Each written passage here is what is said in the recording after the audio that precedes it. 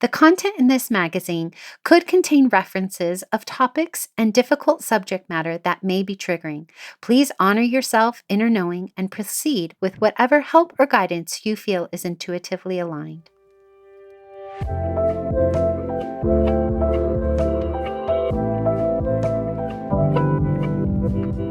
Welcome to Sovereign Magazine Podcast. I'm Nicole George, CEO and founder of Sovereign. I'm so happy you are here. We are the magazine podcast and community guiding 5 million women to their sovereign selves. From heart-led conversations to magical meditations, our inspiring guests will show you how they can help you step into your sovereign self. Are you ready to listen to your inner voice and step into your power? Then keep listening to hear all of the intuitive messages meant for you today.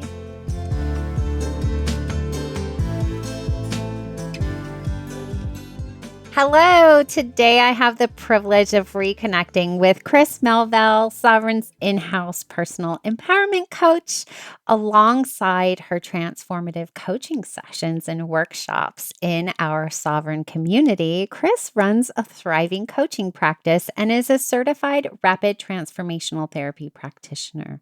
With over 30 years of corporate experience, she is very passionate about empowering women to overcome mindset challenges and build thriving businesses. She is a true expert in personal empowerment and helps others step boldly into their power. Welcome back, Chris.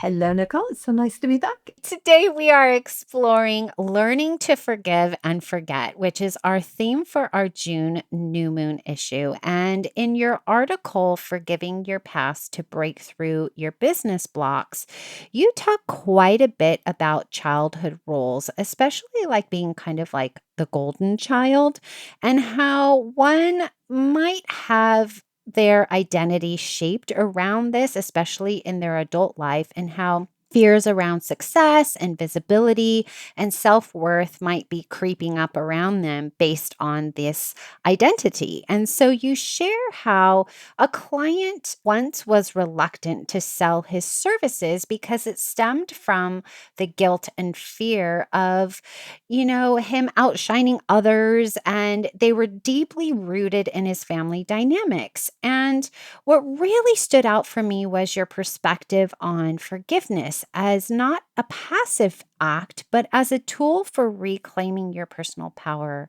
and rewriting those outdated stories. And what I would love to do for our listeners is to really help define maybe how early family stories or roles can shape how they're showing up in their business and leadership, as some people might have never even thought of this concept before. Yeah, and first of all, I want to start by saying I love the fact that you talked about forgiveness not being passive, because anybody who's tried to forgive people, there's nothing passive about learning to forgive. Yeah, our childhood affects everything. Look, we don't like to say this, and everybody's like, "Oh, it's so trite, it's so cliche," but things are cliche for a reason. And there's a period in our brain's formation, our psyche's formation, and from about 8 to, I don't know, 10 or 11, where Freud identified it as the ego development. And everything is about me.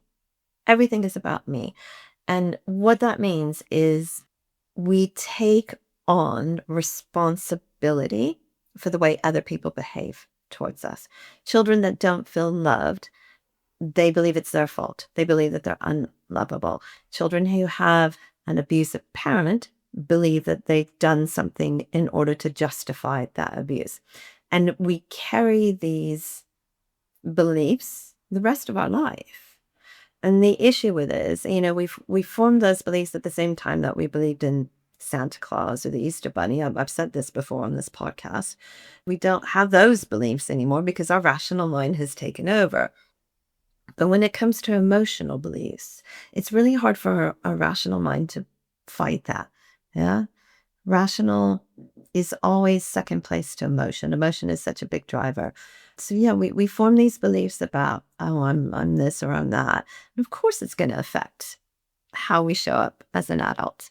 And for my client, he felt, he was always being put down by his siblings because it's like, oh, you're the perfect child, you're this, you're that, everybody loves you best.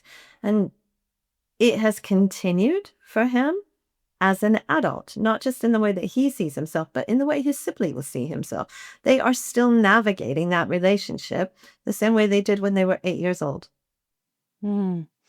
So, as a business owner, how can one begin to identify if they're operating from this role or responsibility or identity that they may not even know they have? Like they maybe haven't brought enough awareness to it? Like, what are some ways that they can maybe start doing a check in with themselves to see if they're operating from some old stories? So it's the same way as you would in your personal life. Let's focus on where am I feeling discomfort?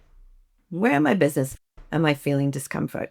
Um, Now, for me, I was the good child. I was the child that never caused any problems because even though my mother was not a child, she was, she behaved like a child. And I was raised by my grandparents. So she caused a lot of problems for my grandparents. And I took on the persona of like, I don't care what happens. I'm not going to cause them any more anxiety, any more grief, any more upset. So that for me meant not using my voice. I never developed my voice as a teenager. And the way it showed up for me when I started my business was as a visibility block. And I thought, oh, this is just a visibility block. It's like, I was, I don't know, 54, I think 55 when I started my business. It's like, oh, I'm old and I don't like the way I look on camera. But it went so much deeper than that. And it was really kind of bringing some curiosity to it and saying, okay, what if it's not that? What else could it be? And it's not easy and it takes work. But if you kind of track it back and you use the question, what else or why? Those are great questions to just keep repeating, and your brain will keep giving you answers. So it's what feels uncomfortable in my business. Now, most people will feel uncomfortable selling, but there's a million different reasons why.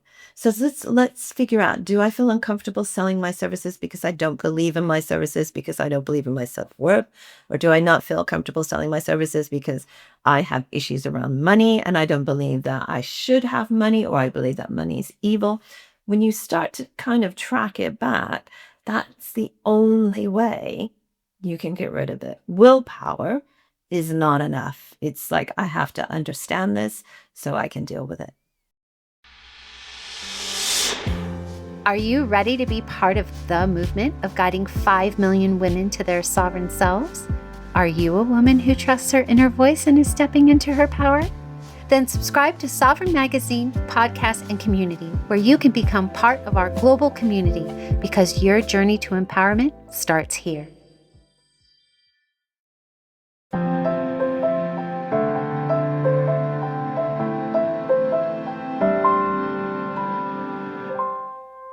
You talk about forgiveness as a tool for freedom, which I loved that. I love that because really, when we begin to forgive, it doesn't mean we're forgetting, but we are freeing ourselves from the shackles of that story, of that identity, whatever that is. And so, in our Steps to Your Sovereign Self segment, we are going to go through some ways that we can work towards forgiving people, easy ways to forgive them, and even perhaps like walking through some self forgiveness steps of, what that might look like to not only forgive somebody else, but forgive yourself if there's something that's holding you back. Mm. Yeah. So I think the first step really is understanding what that forgiveness will bring you.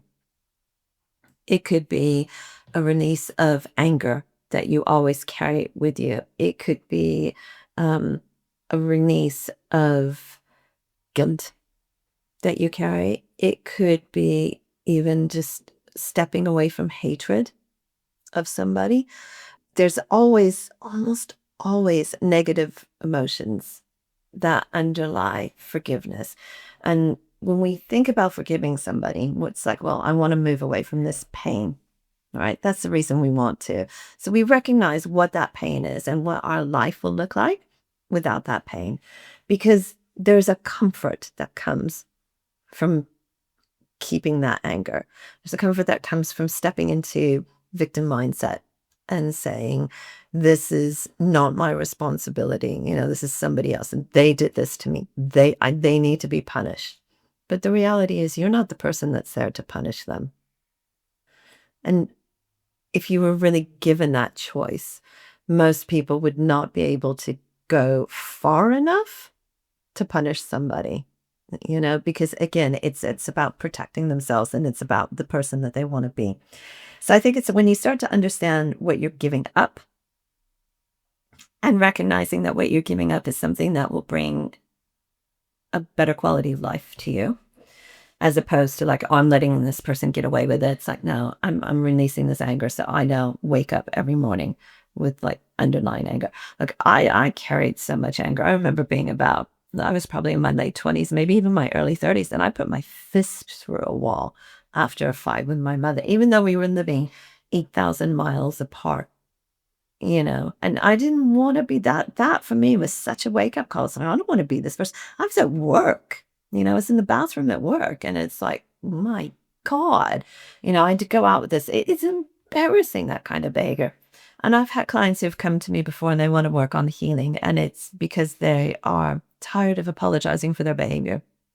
So think about the positive that you're going to get from the forgiveness.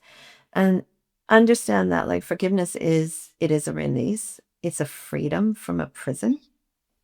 And then the next step I would really recommend, we do this in RTT, which is where we have a conversation with the person. Most of the time, the people that have caused us pain have done it from a place of pain themselves or vulnerability. Yes, there are people out there that are psychopaths and sociopaths and narcissists, and they get a bit of a kick out of hurting people. But for most of us, the people who have hurt us have done it because of something they've been through. So say everything that you want to say to that person. Tell them how angry you are, how much they messed you up, or how 40 years later you're still carrying that pain and that trauma. Get it all out, and then step into their shoes and ask them to reply to you. And when I do this in the RTT sessions, almost invariably what comes out is, it's the way I was treated. It's the way I was raised. I didn't know any different. And when you start to see that, oh my gosh, it makes forgiveness so much easier. So It much really easier. does. I Mm. have to say, I was in a session with a medium who's based out of Australia, and my biological mother came through, and I was shocked. But what the message was, and now I had never told this medium anything about her, and she said, I'm so sorry. I didn't have the tools and the coping mechanisms to be a mother. She was abandoned and put into an orphanage herself. So she never had the role model of what to do to be a mother, right? And in that moment, all of the anger that I had, all of the frustration, every single ounce of feelings I had vanished, because it was so crazy to think over 40 years of this hatred towards this woman, and how could you, and holding my own baby going, how could she have given me up at 1? And but she didn't know any better. Of course she gave her kids up, right? Because she was given up. That's what she knew. And it was in that moment that I just was like, okay, I get it now. And that's exactly what you are advising people to do. And I'm sure for people who have been emotionally abused or physically abused or anything like that, putting themselves in the shoes of an abuser would be very, very challenging. And I think that that would be something in a safe space of like a therapist or something along those lines. But if you feel that you could have that conversation with yourself, I think it would be extremely beneficial, because I always tell the story to my daughter. I know this is a really lame example, but it's a true one. I said, "Honey, if you see somebody run a red light, what would you say?" "Oh, they shouldn't do that. That's against the rules." And I said, "But what if they were on the way to the hospital because they were having a heart attack? would you feel differently? And she was like, oh gosh, they would need to get there quickly, right? Just knowing that little piece of information changed your view on that one thing, right? So when we put ourselves in the shoes of others or know the backstory or treat them as a human being who has been wounded, we might have a different feeling towards them. And that's not always possible. Yeah, it's not always possible, but it's a good start. It's not even just about, I think when it boils down to it, and this may sound really selfish, but for me, forgiveness is not really that much about understanding why the person did it. Understanding is a step to helping me achieve forgiveness. But for me, the whole point of forgiveness is the freedom that comes from it, the peace of mind, the quietness, the lack of drama, the ability to believe in yourself or carry yourself differently through the world. When you're not being ground down by the weight of all that anger. Come on, carrying anger for 40 years, that's painful. It's heavy. Yeah. And that release is just like the person you're giving the biggest gift to is yourself. And then secondary, it has these ripples because that gift of your forgiveness, of your ease, of your freedom, of your lightness, it just ripples out to everybody around you who loves you. Yes. All right. If you're looking to be the ripple of light out to everyone around you, read Chris's article. Join us in the community.sovereign-magazine.com. Come have a conversation with us. Everything you need is in the show notes. And we're looking forward to the next episode with you, Chris. Your wisdom is amazing. Oh, you're so lovely. Thank you, Nicole. I will see you next time.